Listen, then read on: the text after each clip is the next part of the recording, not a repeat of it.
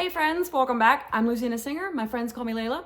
If you're new here, I am ADHD, bipolar, and recovering from suicidal depression and trying to start my own business.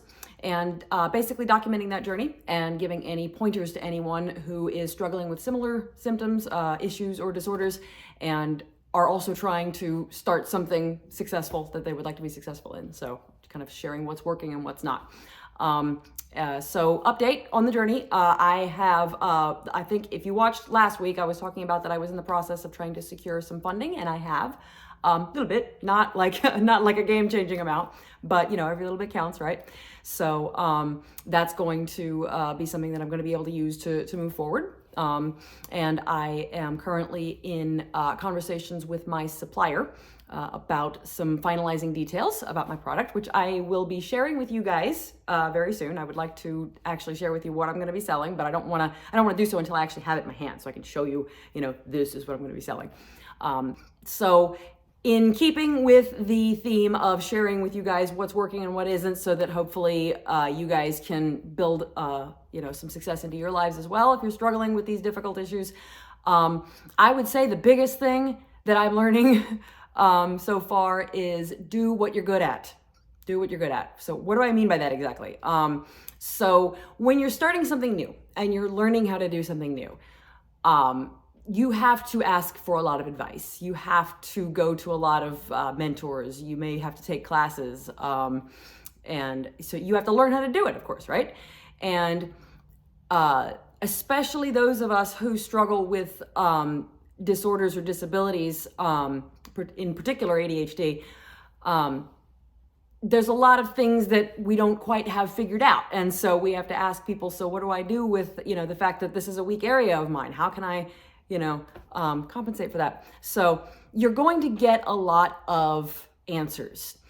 And you have got to figure out a balance between what works, what is proven to work for other people, and what you're good at.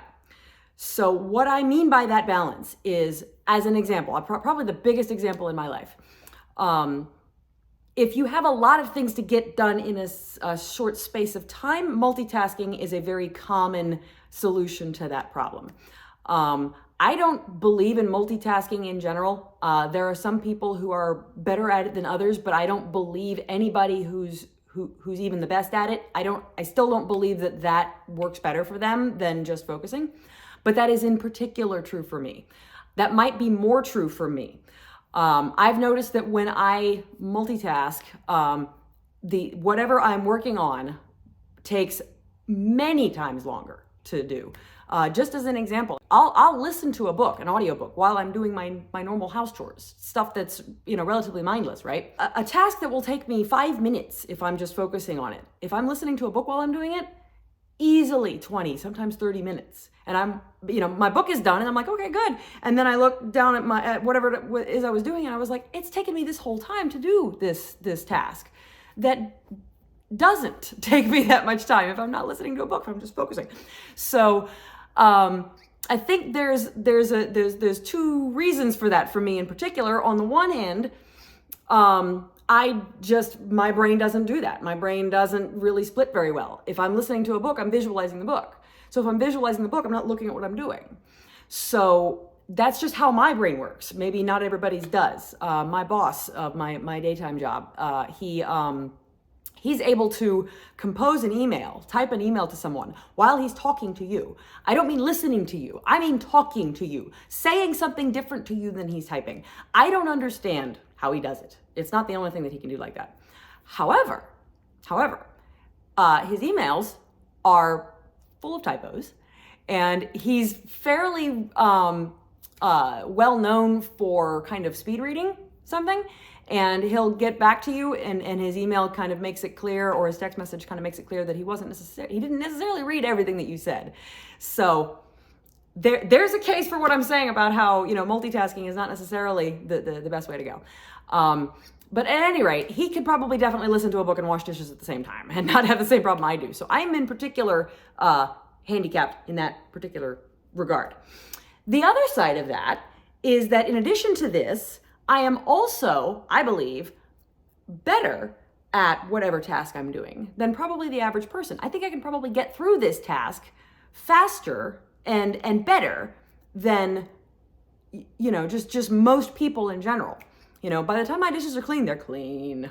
And I think I'm not bragging when I say that, because there's a lot of drawbacks that come to that. You can't talk to me while I'm doing it, because as soon as you do, the rest of you are finishing before I am, and most people are talking while we're doing that. So it's not necessarily served me in life.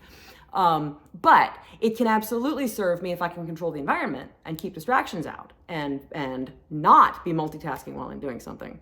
So that's something that I have recently changed about my workflow, is that I set aside times now to focus on things. I don't try to do two things at the same time anymore, and it has dramatically improved my productivity. So that's one example of where you need to figure out how to follow people's advice, but also take into account, what are you good at? What are your strengths? If someone tells me, listen to a book while I'm doing my dishes because that'll help me get more things done in the day, for me, they're wrong. They're completely wrong. And I have to be aware enough and not beat myself up when I notice that. That's probably the biggest part of this. When someone tells you, this is how this has worked for me, and this is what's brought me success, and when someone says, this is what's brought a lot of other people success, if you find that this is not what's bringing you success, you cannot beat yourself up for that. You can't. There is a way that you can be successful. There is. You've just got to find it. And you've got to try different techniques. You've got to try, this person says to try this. This person says to listen to books while you do dishes. Okay, I tried that. Didn't work. But I did discover that when I can focus, it goes great. So, okay, now that's a tool in my toolbox. That's something that I've discovered about myself. I wouldn't have known that if I hadn't tried to take this person's advice, So you have to go through those suggestions like that. Some of them you'll find might work for you kind of the way this person suggested, but maybe if you tweaked it a little this way, that it would work a little better, Like, for example, making lists. Everybody tells ADHD people to make lists, right? Lists are going to solve all of our problems. Their lists are wonderful. So, what I've discovered about lists is that the great thing about lists is that once I write it down on a list, I don't have to think about it anymore. I don't have to remember it. I can just be completely gone from my brain. And it is. So if I forget to look at the list, God help me, which I do all the time. So now I don't write anything down on a list that I'm going to visually see it, because my lists get overwhelming. My lists just get once I start writing everything down, my list is it just doesn't make any sense anymore, because it's so overwhelming.